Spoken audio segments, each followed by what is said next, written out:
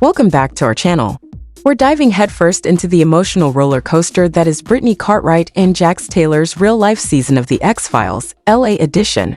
Picture this: Brittany's packing up juice boxes and toddler toys, while Jax is acting like he's the main character in Squatter, the series.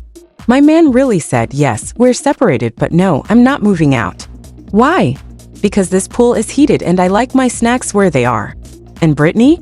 She's out here doing the Homeowner Olympics, juggling rent, bills, and a child, all while Jax is probably redecorating the living room to avoid eye contact with consequences.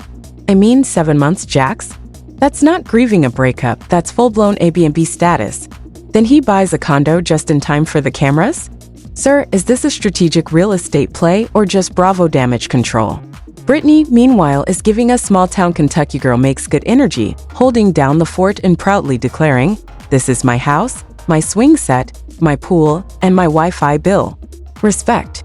So, get comfy, grab your popcorn, and maybe a copy of the roommate agreement just in case, because today, we're breaking down the mess, the shade, and the Bravo-fueled pettiness that's got the internet saying, wait, he still wouldn't move out? Let's get into it. Brittany Cartwright said she will never forgive Jax Taylor for refusing to leave their family home after they separated.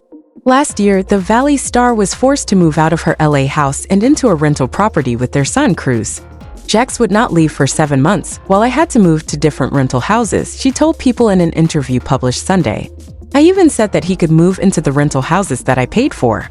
He still wouldn't do it. No matter what, Cartwright, 36, further claimed, "I wanted to be here. I feel like I made this house a home. Cruz was born here. This is his house. He's got his pool outside. He's got his swing set. He's got his playroom. He's got everything here." Reflecting on Taylor's alleged stubbornness, she added, "I'll never forgive him for doing that to us." She added, "When you're dealing with a child with autism, we shouldn't be the ones moving around. That should have never happened." But that's just how Jax is. The Bravo-celebrity claimed she finally moved back into her home after Taylor, 45, purchased a condo in Hollywood, California in December 2024. She claimed her ex only bought the bachelor pad to avoid criticism when cameras began rolling on season 2 of The Valley.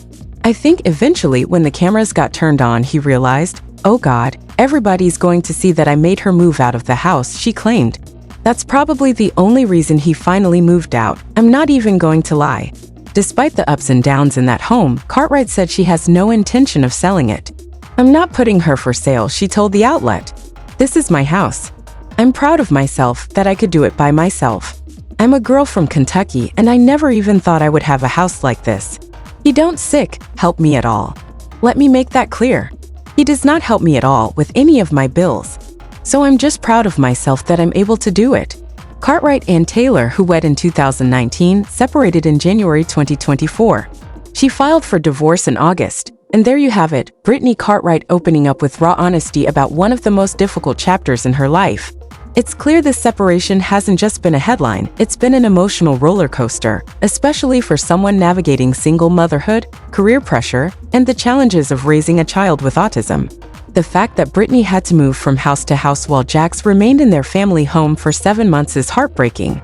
No one deserves that kind of instability, especially not a child. It's also powerful to see Brittany reclaiming her space, her peace, and her strength. She's not just staying in that house for sentimental reasons, she's holding onto it because she worked for it, built it into a home, and refused to let someone else's actions rob her of what she's earned.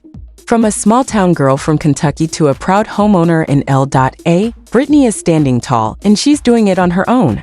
Make sure to hit that like button, subscribe, and turn on those notifications so you don't miss a thing. Thanks for watching.